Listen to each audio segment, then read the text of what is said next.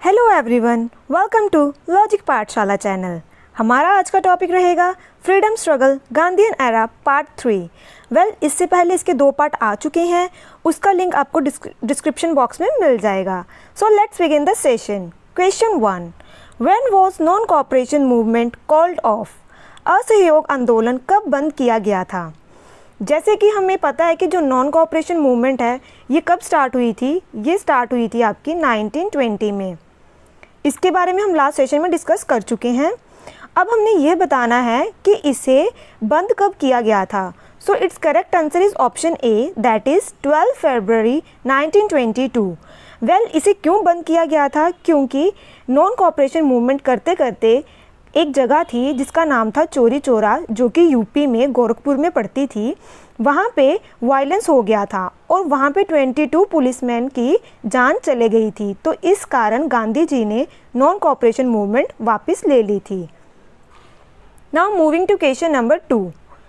Long years ago, we made a tryst with destiny, and now the time comes when we shall redeem our pledge. This was stated on the night of August 14, 1947 by.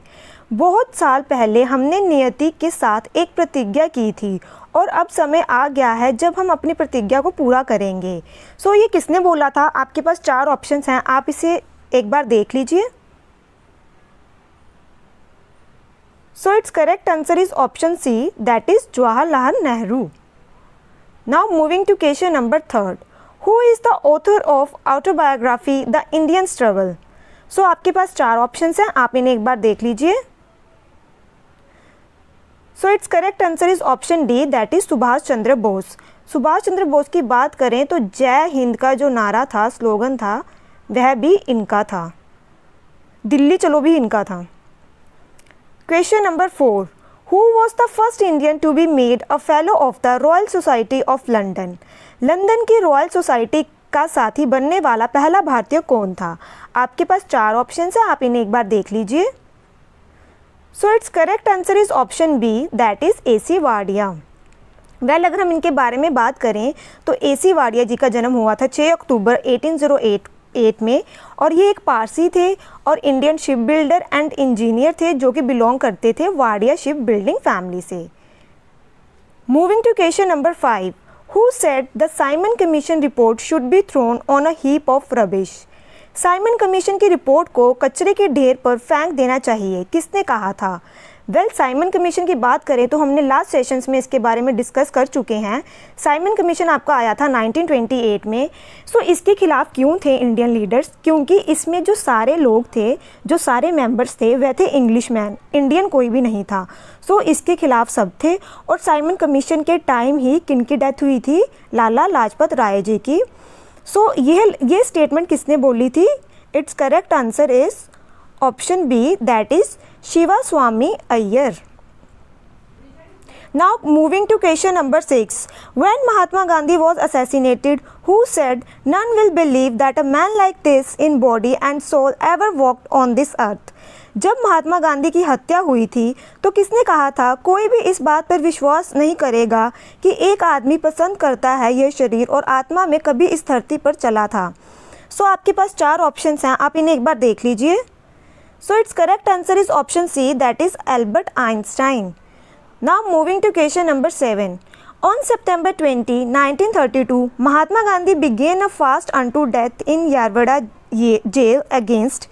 20 सितंबर 1932 को महात्मा गांधी ने Yerawada jail में किसके खिलाफ आमरण अनशन शुरू किया? सो आपके पास 4 ऑप्शन हैं, आप इन्हें एक बार देख लीजिए।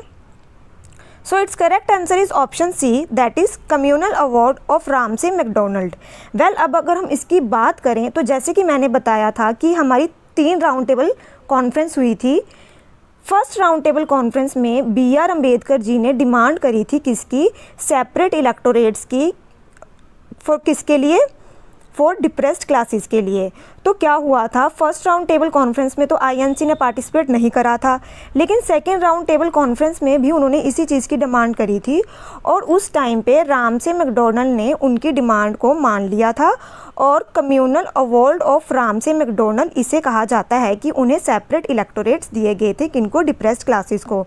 तो क्या था, गांधी जी इस चीज़ के खिलाफ थे क्योंकि वह नहीं चाहते थे कि जो देश है वह आगे फिर से बट जाए। उन्होंने, महात्मा गांधी जी ने फास्ट अनटू डेथ का करा था, कहाँ पे, यारवाड़ा जेल में, जो कि कहाँ थी, पुणे में।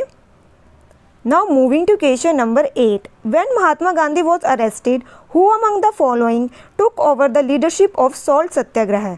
जब महात्मा गांधी को गिरफ्तार किया गया तो निम्नलिखित में से किसने नमक सत्याग्रह का नेतृत्व संभाला। इसके बारे में अगर हम बात करें तो आप पहले ये 4 ऑप्शंस देख लीजिए एक बार। It's correct answer is option C, that is Abbas Tyabji. Vinoba Bhave की बात करें तो ये मैंने बताया था फर्स्ट इंडिविजुअल सत्याग्रह थे, राइट। और सेकंड और थर्ड आपको मुझे कमेंट बॉक्स में बताना है जो इंडिविजुअल सत्याग्रह किया था जिन्होंने। सरदार वल्लभ भाई पटेल की बात करें तो इन्हें आयरन मैन ऑफ इंडिया कहा जाता है, बिस्मार्क ऑफ इंडिया कहा जाता है।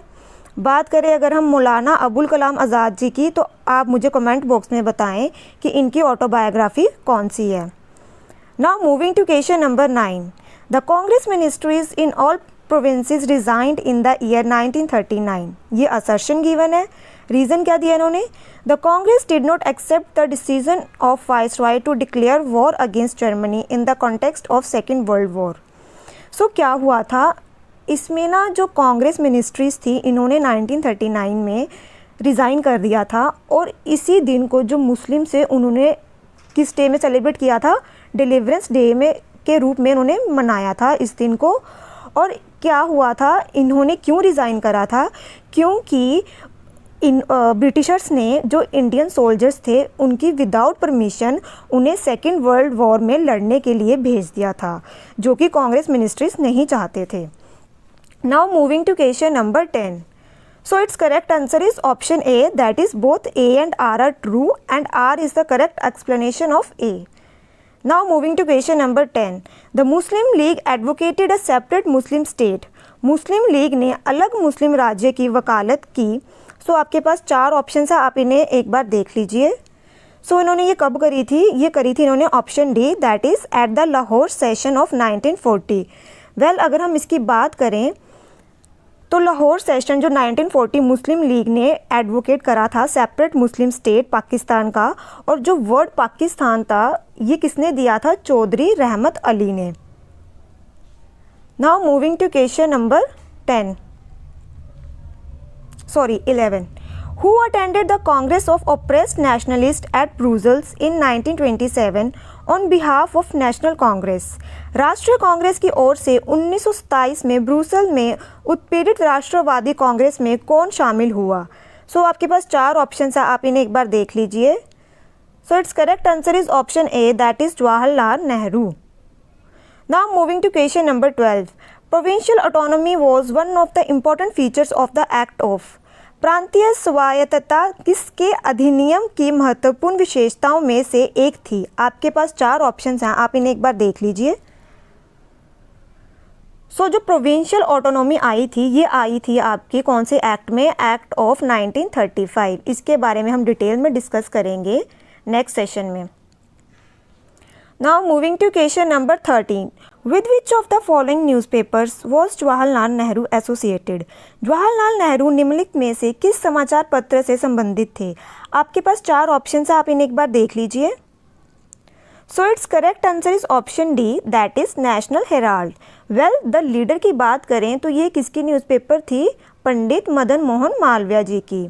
बात करें अमृत बाजार पत्रिका तो इसके कौन थे फाउंडर, इसके थे शिशिर कुमार घोष और मोतीलाल नेहरू, शिशिर कुमार घोष एंड मोतीलाल नेहरू। ट्रिब्यून की बात करें तो इसके थे Dayal Singh Majithia. Now moving to question number 14, with which movement got the support from both Hindus and Muslim. किस आंदोलन को हिंदू और मुस्लिम दोनों का समर्थन मिला। आपके पास 4 ऑप्शन हैं, आप इन्हें एक बार देख लीजिए। वेल इसके बारे में हम पहले डिस्कस कर चुके हैं पहले सेशंस में।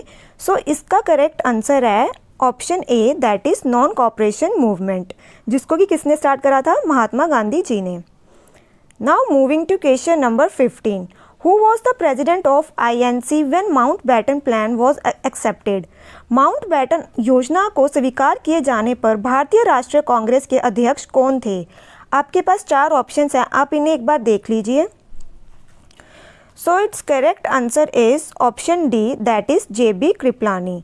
वेल अगर हम इनकी बात करें तो माउंटबेटन प्लान, जो JB कृपलानी उस टाइम पे प्रेसिडेंट थे INC के, जब इंडिया को इंडिपेंडेंस मिली थी, और उस टाइम पर जो माउंटबेटन प्लान आया था, इसको हम एक और नाम से जानते हैं जिसे कि हम कहते हैं 3 जून plan.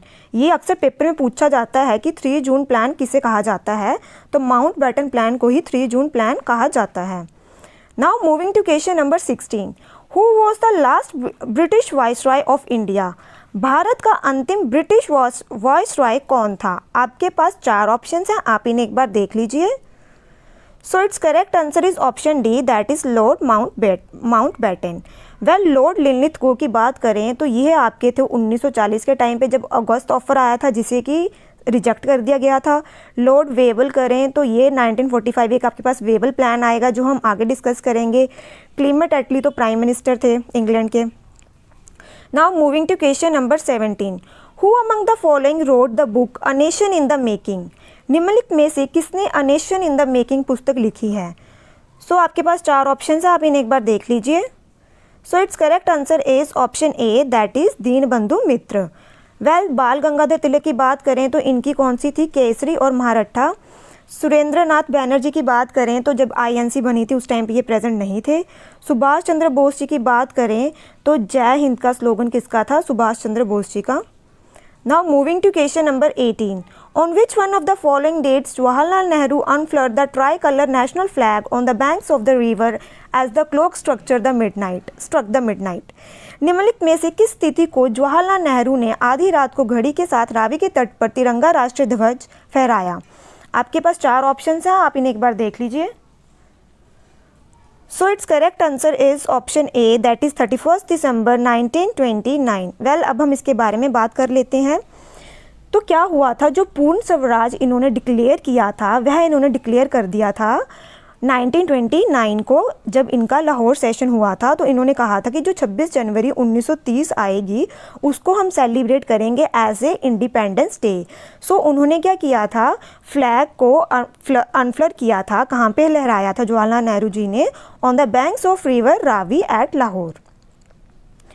Now moving to question number 19, assertion, during the Indian freedom struggle the non-cooperation movement was called off by the Congress working committee in its meeting at Bardoli. Reason क्या था? Mob violence occurred at Chauri Chaura in 1922. Well आपके पास ये options है, आप इन्हें एक बार देख लीजिए।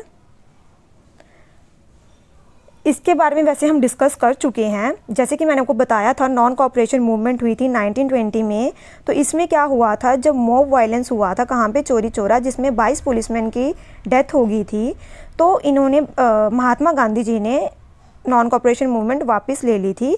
सो इसका करेक्ट आंसर बनेगा option A, that is both A and B and R is the correct explanation of A.